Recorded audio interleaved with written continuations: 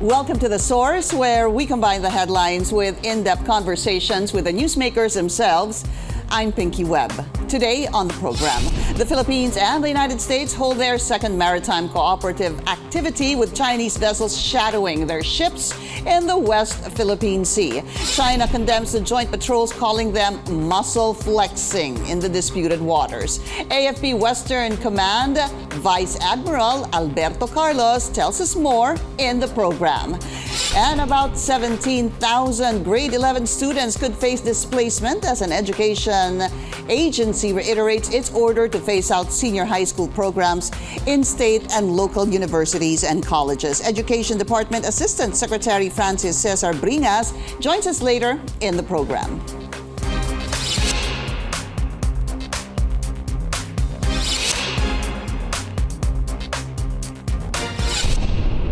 The Philippines and the United States completed their second maritime cooperative activity, or MCA, on Thursday to further develop the skills of naval troops and enhance the interoperability of both forces. But on the first day of the two-day event, China disrupted the joint drills in the West Philippine Sea after two of its Navy vessels tailed the participants. The Chinese Foreign Ministry defended the actions of its troops. Beijing also accused the Philippines and the U.S. of muscle flexing and conducting provocative moves. Let's go straight to the source of the story. We have AFP Westcom Chief Vice Admiral Alberto Carlos. Vice Admiral, he is currently aboard the BRP Gregorio del Pilar. Sir, magandang umaga po sa inyo. Kamusta po kayo? Magandang umaga rin, Pinky. Thank you very much for inviting me to your program. Yes, sir. How is everyone? How are you? We're okay. We have a very good exercise, the MCA with the United States, and everybody's happy that we've completed it safely, successfully, no untoward incident. Everybody's happy. Right. This is the second maritime patrol between the Philippines and the U.S. under the what is called the Joint Maritime Cooperative Activity, or MCA. Please tell us more about what transpired during the two-day activities. Well, first of all, the MCA, narinig ko kanina, it's we're being accused of muscle flexing. Well, this is not a muscle flexing activity. The MCA is a routine goodwill activities approved under our Mutual Defense Board and Security Engagement Board under our Mutual Defense Treaty with the United States. So this is just a routine goodwill activities that we did. And for the last 2 days, we did some joint drills with the United States to enhance our interoperability, to enhance our combined readiness to address whatever situation or issues we will face on the ground. It's a routine goodwill activity that actually allows to focus on interoperability, obviously at sea, air and sea at that. Yes. I wanted to find out from you, is this the first time? Because during the second day, which was yesterday, I believe that two Philippine helicopters landed on this USS Carl Vinson. Sabi nga nila, pambihira daw na nangyayari ito. Was this the first time this happened? Well, we have landed before on different types of U.S. Navy ships when we do our exercises before, Balikatan, Karat, and the Rinpak when we went to Hawaii.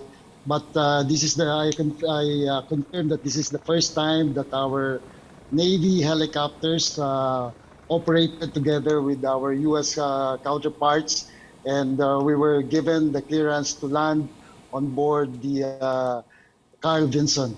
This is a very rare opportunity for us, where the pilots and all the aviators were very excited to be given this opportunity. And what was that like for the pilots, if you could share with us?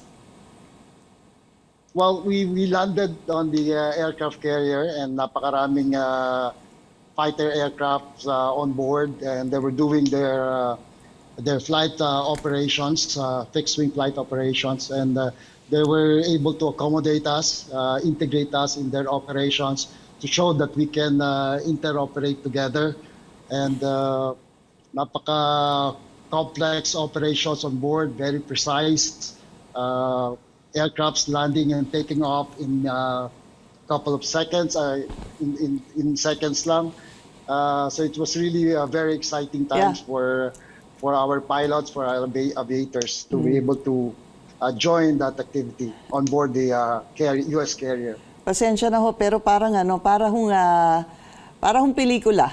Yung napapanood lang po sa pelikula. Well, napakaraming Tom Cruise dun sa carrier. Real life Tom Cruise and real life Mavericks. We're very happy to meet them there. But because sabi nyo nga it's a rare opportunity, ibig sabihin hindi ho talaga ito palaging nagagawa o nangyayari. How did we perform? How did our pilots perform? Well, they performed exceptionally well. We followed all the procedures. We trained very well for this. We look at their protocols. Our pilots followed them, and they were able to safely land on the aircraft carrier. And it also shows that our progress in our defense capability development. Kasi before, wala naman tayong ganitong helicopter to be able to operate jointly sa air operations ng US Navy. So the MCA was really an excellent opportunity for us to demonstrate that we really have the capability. We have already acquired some modern assets and to operate with the United States, our treaty partner, kahit at a lower level muna. We do not have yet the fighter to be able to operate with them. Ito munang naval helicopters natin, small Navy helicopters that we have. But let's go back to the first day of the exercise. Of course, members of the media were with the Philippine authorities as well. No? Chinese warships were seen in the area during formation pa lang po on the first day of the exercise. I understand there were radio challenges made, if I'm not mistaken, sir, about 5 times by the Philippines that actually fell on deaf ears. Why do you think China was silent and did not respond to this? Well, I confirmed that they did show up in the formation, but they did not disrupt the operations. According to our security, according to our protocols, we have to challenge their presence here. And ang sabi nila, they're operating within their jurisdictional authority, which we consider to be false, and that's not correct. So we told them that they are operating within our exclusive economic zone, and we're doing the MCA within the exclusive economic zone, and only the Philippines has a jurisdiction over this area. So it is our prayer that the China will respect our right to do this exercise with our treaty partner. But the radio challenges were not responded to. Well, they responded once, and they said that they are operating within their jurisdictional authority. And so we reminded them that under international law, under the UNCLOS, this is the EEZ of the exclusive economic zone in the Philippines, and they have no jurisdictional authority over this area, and only the Philippines has jurisdiction over the area where we are doing the MCA. And how far were they from the first day formation, sir? Well, they kept their distance. They were a lot farther than when we usually see them during the Rore and Ayungin. They were very, very close. And this time, they kept their distance, about 3 to 4 miles. So, medyo malayo naman.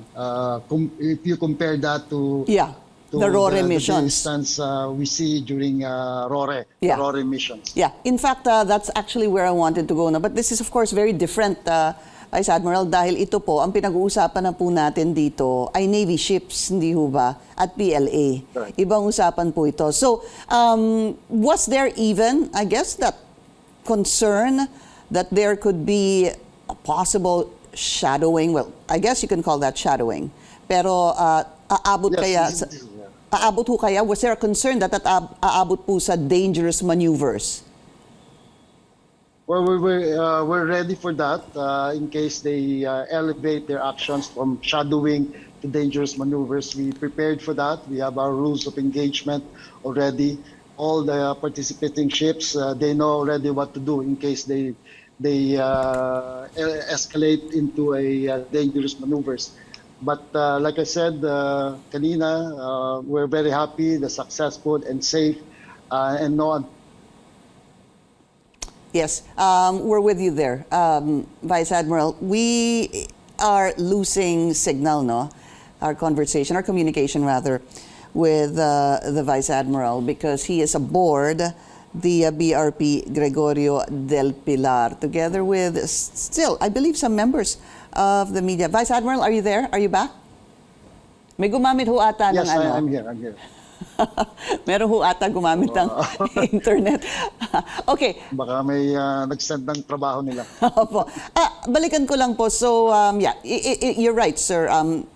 Siguro the spirits are high dahil nga ito successful and wala po naging problema, well and good. Let's go to this. During that time, was the Philippines aware that China is saying that they were also conducting live drills?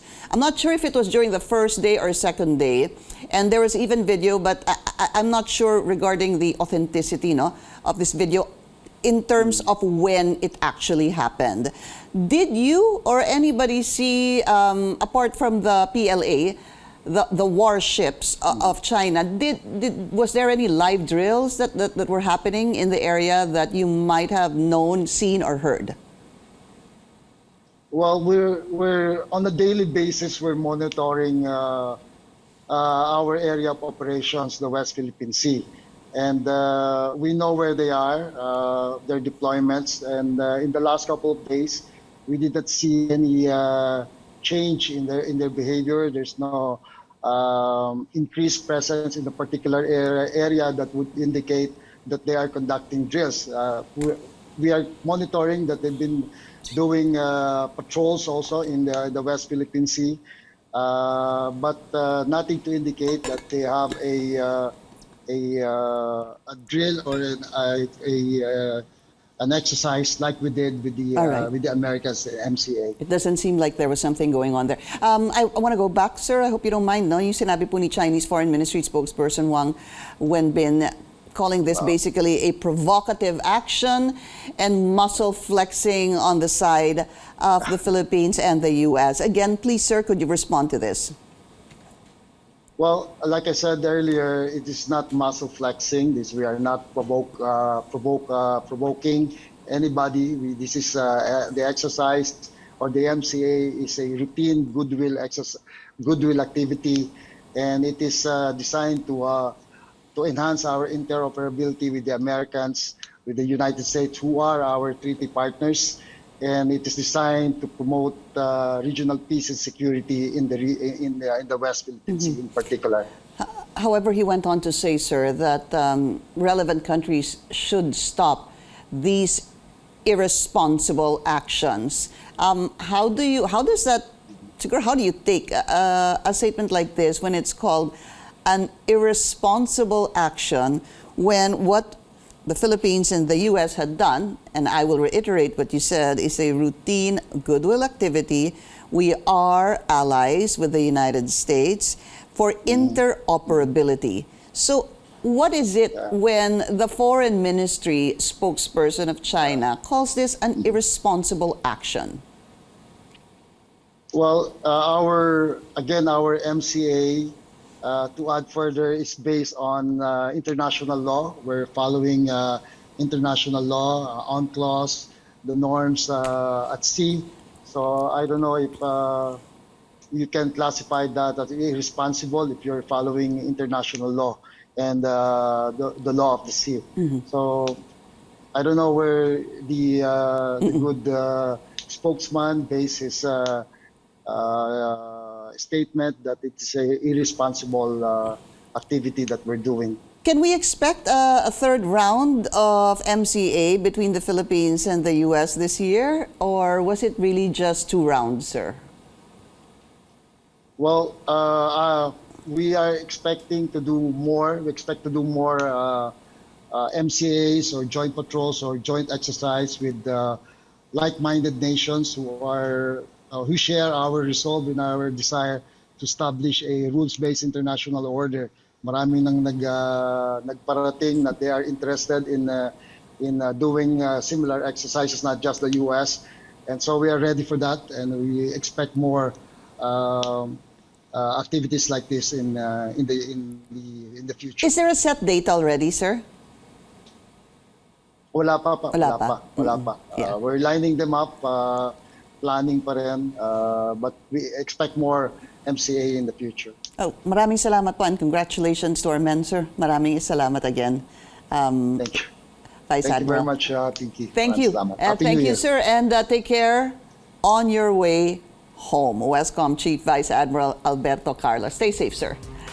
And up ahead, we speak to Education Assistant Secretary Francis Cesar Bringas on the move of the Commission on Higher Education to pull the plug on senior high school programs in state and local universities and colleges.